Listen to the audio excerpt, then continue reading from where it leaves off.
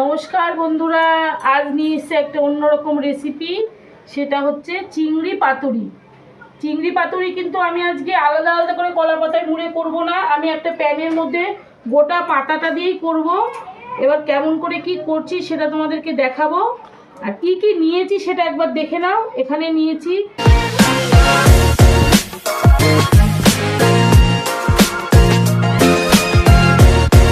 পাতুরির জন্য তো চিংড়ি মাছ লাগবেই। এখানে আমার আছে 400 গ্রাম চিংড়ি। আর এখানে নিয়েছি ধনেপাতা, আছে নারকেল কুড়োনো, কাঁচা পাকা লঙ্কা, লঙ্কা এখানেও আছে। আর আছে এখানে সাদা সর্ষে, লবণ, জিরে গুঁড়ো। আর একটা জিনিস মিসিং, সেটা আমি পরে আনছি।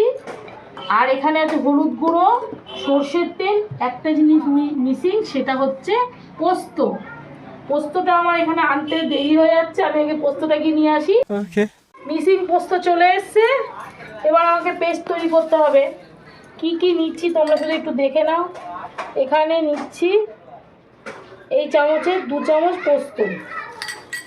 তো কোয়ান্টিটি দেখিয়ে দিচ্ছি কতটা করে নিচ্ছি। এখানে 400 গ্রাম আছে, প্রন আছে। আর আমার যদি কোনো কিছু কম বেশি হয়, তোমরা কিন্তু কমেন্ট করে আমাকে বলো যে দিদি এটা কম বা বেশি হয়েছে। আমি সমান সমান দিচ্ছি, এটাও 2 চামচই দিলাম।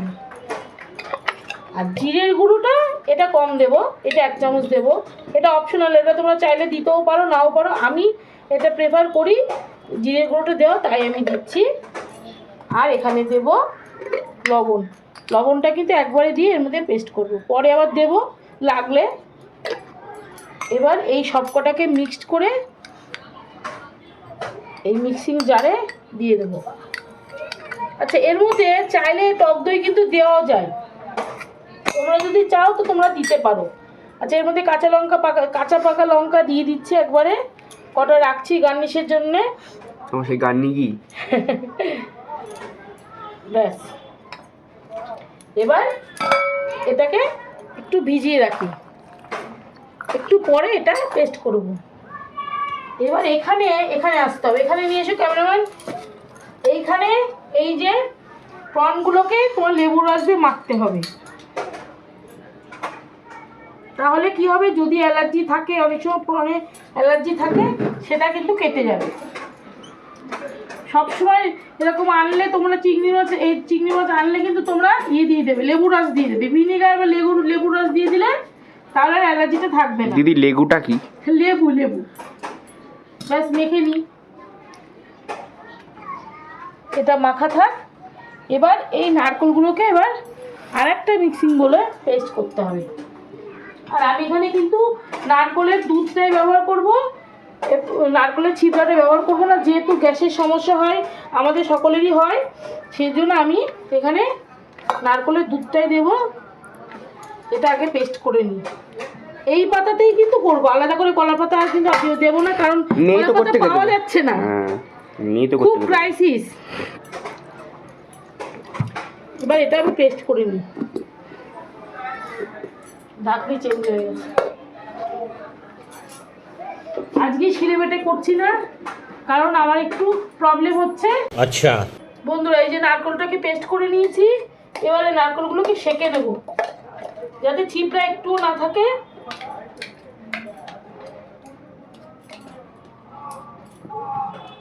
শিলে বাটলে কি হতো, একটু আঠা আঠা করে বাটা যেত। যেহেতু মিক্সিতে করছি, সেহেতু একটু জল দিতে হচ্ছে। জল না দিলে এই যে নারকেলের দুধটা বেরোবে না। ছাঁকনি দিয়ে ভালো করে ছেঁকে হাত দিয়ে চেপেই করছি। ও বাবা, এটা কি ঢুকে গেল? কি ঢুকলো?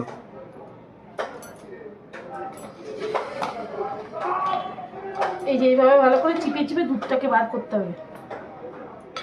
বেশি জল এদিকে আনো, এদিকে আনো, বাড়িটা একটু এদিকে। এই যে এরকম বার করতে হবে দুধটা। আর কিন্তু আমি একদমই আর জল দেব না, জল দিলে পাতলা হয়ে যাবে। ব্যাস হয়ে গেছে। এবার এইখানেও পেস্ট করেছি, পেস্টটা আরেকটু হবে।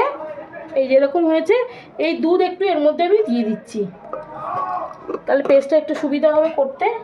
আর এর মধ্যে এবার আমি পরপর করে সব দিয়ে দেবো। আগে প্রথমে এই চিংড়ি মাছটা দিয়ে দিচ্ছি, এই জলটা চিপড়ে দিচ্ছি এর মধ্যে, যেহেতু লেবুর রস ছিল। ছানা মোনা কেটে যাবে না তো? না, একটু নারকেলের দুধ। জলটা একটু বেশি হয়ে গেছে না, মিক্সিতে করতে গেলে তো জল লাগবে, যে লেবুর থেকে লেবু দেওয়াতে কত জল বেরিয়ে গেছে। এগুলো ফেলে দেবো। আমি হাতটা একটু ধুয়ে নিই। এবার আমি ধনে পাতাগুলোকে ভালো করে একটু কুচি করে নিচ্ছি। ধনে পাতা দিলে কি হবে, একটা ভালো একটা সেন্ট বেরোবে, আর দেখতেও কালারটাও ভালো আসবে। ব্যাস, আগে এটা এবার সব কিছু মেখে নিই। এবার এর মধ্যে মশলাটা দিয়ে দিচ্ছি। কত সুন্দর কালার এসছে। এবার প্যানের মধ্যে আমি যে দেবো, একটু জলটা বেশি হয়ে গেল। ঠিক আছে, আস্তে আস্তে করে তোমাকে দিতে হবে। শিলে বাটলে এটাই এই প্রবলেমটা হতো না, যেহেতু শিলে বাটিনি সেহেতু একটু আমাকে এই প্রবলেমটা হবে। এই লঙ্কা কটাও দিয়ে দেবো, হলুদ দেবো, সব এক একে দিয়ে দিচ্ছি। এই 1 চামচ ভরে দিলাম হলুদ, দেবো তেল,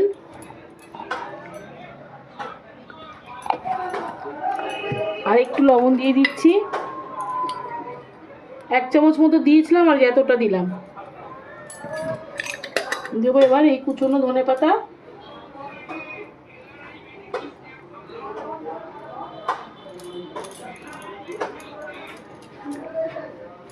এবার মেখে নিই।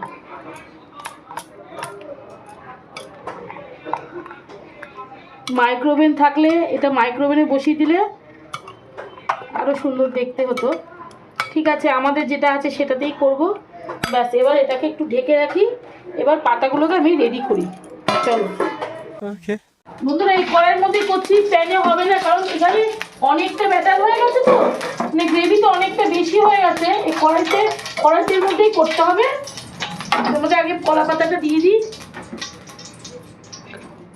তোমাদের কাছে যদি বড় ফ্রাই প্যান থাকে, বড় ফ্রাই প্যানের মধ্যেই করবে। এটা এমনি করে বসিয়ে নিচ্ছি, তাহলে জিনিসটা ভালো হবে।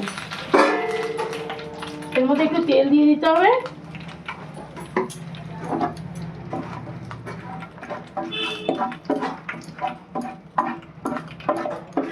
এবার আমি ঢেলে দেবো। আর এটাকে আমি কিন্তু 15 মিনিট রেখে দিয়েছি, সেটা তোমাদেরকে বলা হয়নি। এটা 15 মিনিট রেখে দিয়েছি, আর কিন্তু কিচ্ছু দেবো না। এই চটপট করা শুরু করে দিয়েছে। এবার আমি ঢেলে দিচ্ছি।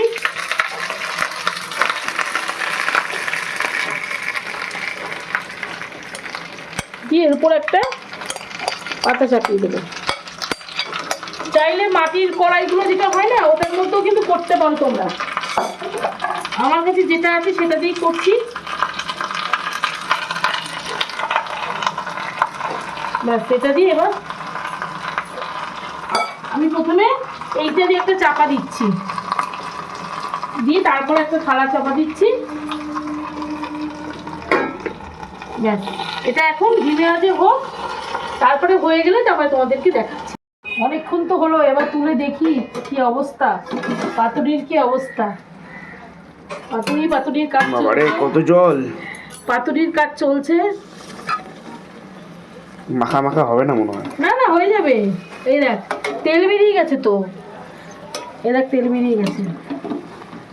তুলে দেখি আগে, তোমাদেরকেও দেখায়, আমিও দেখি।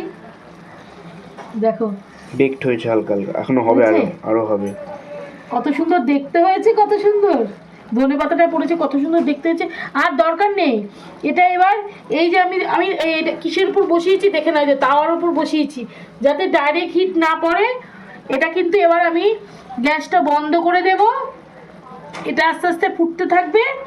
ফুটলেই কিন্তু আমার এটা পুরো রেডি। বন্ধুরা, তোমরা তো দেখেই নিলে। এই দেখো কেমন হয়েছে। ছেলে একটু ভালো করে আগে দেখিয়ে নি। এই দেখো, আমি নাড়িয়ে দেখাচ্ছি। এই দেখো, এবার এটা এই যে আমি এর মধ্যে রেখে দিচ্ছি। এখন পুরো রেখে দিলে কি হবে, জিনিসটা পুরো শুকিয়ে যাবে। আর তোমরা যদি চাও এরকম পাতলা করেও খেতে পারো, আর না চাইলে ওরকম তাওয়ার উপর রেখে দেবে। কড়াইতে করতে গেলে কিন্তু এরকম কেক বানানোর মতো এরকম তাওয়ার উপর বসিয়ে দেবে, আস্তে আস্তে হিট পেয়ে কিন্তু এটা হয়ে যাবে। তাহলে দেখলে। আর এর মধ্যে কিন্তু আমি আর ধনে পাতা দিয়ে কোনো কিছু গার্নিশ করবো না, এমনি দেখতে কত সুন্দর হয়েছে। যদি এইভাবে করতে চাও কড়াইয়ের মধ্যে, তাহলে এরকম করে আমি যেমন করে করলাম এমনি করেই করবে। আর যদি এরকম ফ্রাই প্যানে করতে চাও, তাহলে ফ্রাই প্যানে করতে গেলে তো সেম একই রকমভাবে হবে। তাহলে শিলে বেটে করলে কি হবে, মশলাটা একটুখানি কম কম হবে, এই জলটা বেশি হবে না। আমার জলটা আস্তে আস্তে শুকিয়ে যাবে, এর মধ্যে রেখেছি। আর রেসিপিটা তো দেখলে, এই রেসিপিটা যদি ভালো লাগে তাহলে তোমরা ট্রাই করো। কড়াইয়ের মধ্যে আমি করলাম পাতা দিয়ে, কড়াইয়ের মধ্যে পাতা দিয়ে আমি করেছি। তাই তোমাদের যদি ভালো লাগে তাহলে এরকম করে ট্রাই করো। আর এই রেসিপিটা যদি ভালো লাগে, একটাই কথা, লাইক করো, কমেন্ট করো, শেয়ার করো আর সাবস্ক্রাইব করো। টাটা।